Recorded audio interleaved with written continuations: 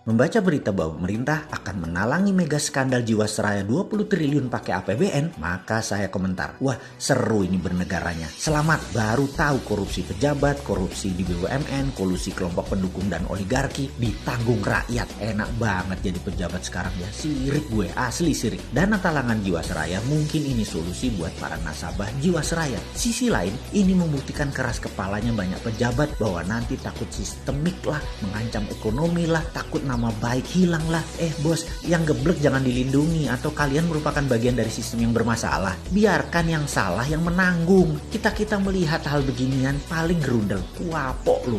Tapi begitu melihat melindungi kesalahan dan kebobrokan pakai APBN, kita berkata, kuapok muka pandul. Makanya bernegara jangan berbisnis. Semua itu hanya sarana buat bancaan, bagi-bagi porsi. Lah enak yang dapat, terus yang hilang filenya di kejaksaan. Ya enak juga, wis cocok wis iki. Surga banget deh kesannya para kriminal di negara ini ya. Ini negara para berdebah emangnya. Ya nggak begitulah ngurus negara. Old mind dan old system harus diubah. Itu fundamental berpikir. Cara lama yang sudah puluhan tahun tidak mau diubah. Itu yang membuat kalian punya banyak uang di luar negeri kan ya. Karena itu nggak bakal kalian mau berubah. Lah enak, ngapain berubah? Oke lah, banyak yang sudah diubah saat ini di Indonesia. Kita akui ada pembangunan bagus, iya, tapi belum menunjukkan hasil positif. Kita belum jadi negara pemenang. Kita masih pakai GBHN negara lain. Kita masih kejepit di gambar map buatan orang lain atau negara lain. Kita tidak punya nation interest yang berdaulat. Paling hanya proyek negara dan anggaran yang dibicarakan. Bukan grand plan mau jadi apa negara ini. Di sini terpancing kita selalu untuk membantu dan memberikan kontribusi. Banyak orang yang kepala dingin melihat pendekatan bosman sebagai alternatif. Namun kalau otak pendek dan gak berilmu, bahkan mengirim buzzer menganggap bosman ini anti pemerintah. Gak pernah kita ini anti. Kita selalu memberikan masukan agar lebih baik lagi. Memang karena school of thought-nya beda, jadi landasan keilmuannya beda, muscle knowledge-nya beda, terlihat anti. Karena saat ini cara mendoktrinnya adalah apapun yang beda artinya melawan. Ngono ya. Padahal ini semua adalah perilaku alami. Contoh ikan selalu berenang melawan arus. Hanya ikan mati yang ikut arus. Begitu cara melihat perbedaan. Lupa, buzzer mah gak peduli sama bangsa negara ya. Pokoknya hanguskan orang yang berbeda dengan pejabat sekarang. Pejabat sekarang selalu benar dan berpikir untuk rakyat. Tidak ada cara yang lebih baik dari cara pejabat sekarang. Titik. Mudah-mudahan gak resesi 2 kuartal berturut-turut. Kalau ternyata 3 kuartal ke depan minus, bahkan 4 kuartal minus, yopo. Gampang. Bangun narasi. Narasi pejabat tidak pernah salah. Yang salah orang yang beda pendapat. Aman kalau begitu. Sudah punya narasi-narasi doktrin ya. Para buzzer kan ada mastermind-nya. Ya alhamdulillah aman kalau kayak gitu. Silahkan. Kalau udah punya narasinya lanjutkan. Selamat kalian aman di atas sana. Aman. Kebetulan rakyat sekarang memang cuma butuh narasi kok. Silahkan lanjutkan bos. Kalau kita bagaimana? Ya kalau kita mah terus membangun karsa dan mengingatkan bersuara versi kita membela NKRI. Gak didengeri, syukur. Dipakai alhamdulillah. Ini semua untuk Indonesia menang. Kita kembali mengingatkan sejarah. Sejarah yang mengingatkan bahwa Nusantara ditakdirkan jadi global player sejak lahir. Sekarang sayang,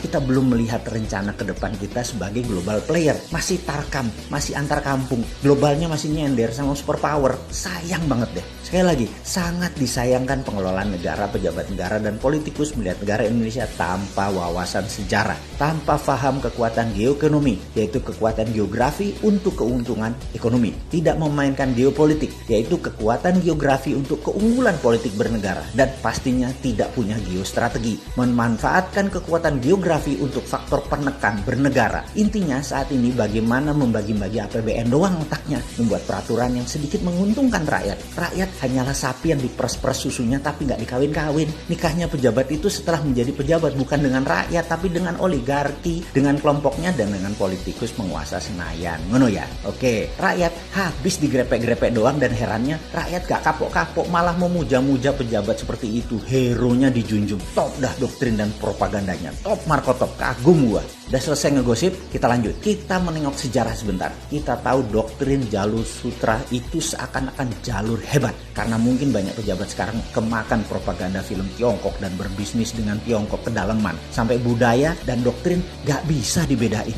Jalur sutra di abad pertengahan mendadak jalurnya sepi. Kota-kota Eropa Timur dan Asia Barat yang tadinya jalur ekonomi mati hanya kurang dari 50 tahun.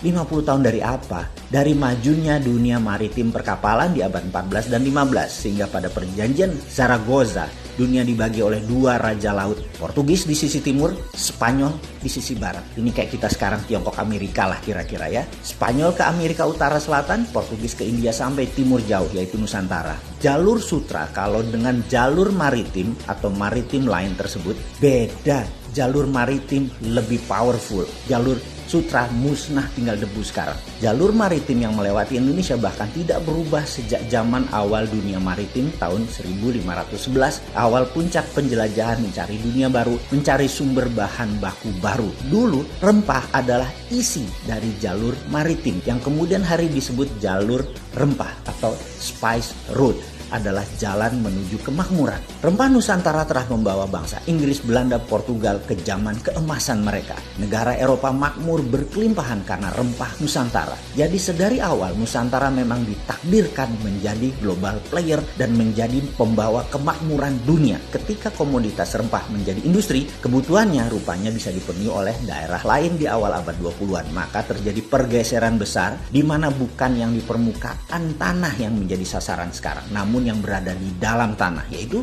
mineral bumi. Perlu diingatkan, di dalam perdagangan rempah dikatakan wilayah Maluku, wilayah Pulau Run misalnya. Jangan bayangkan kekuatan militer yang berkuasa. Sejak awal bulognya Maluku sudah berdiri, namanya Untatang, yang membagi rata petani dan deal dengan pihak asing. Pedagang Arab, pedagang Tiongkok, sampai Portugis, Inggris adalah Untatang ini. Baru ketika Belanda kemaru, gerigi, dan tamak, mereka membuang 15.000 penduduk wilayah penghasil pala tersebut, tinggal tersisa 1000-an dan ada banyak pembunuhan terjadi. Ini namanya perampokan atau state sponsor terrorism. Hasilnya diambil habis-habisan sampai jatuh nilai pala tadi, namun Belanda sudah kaya raya. VOC tepatnya kaya raya. Terus bergilir, kemudian masuklah ke komoditi lain yaitu karet, teh, kopi, coklat. Kemudian bahan baku tersebut semua akhirnya dikuasai oleh VOC. Apa pelajaran yang bisa ditangkap kali ini? Ingat, pelajaran bukan okupansi militer sejak awal, tetapi okupansi ekonomi. Jadi bagi saya,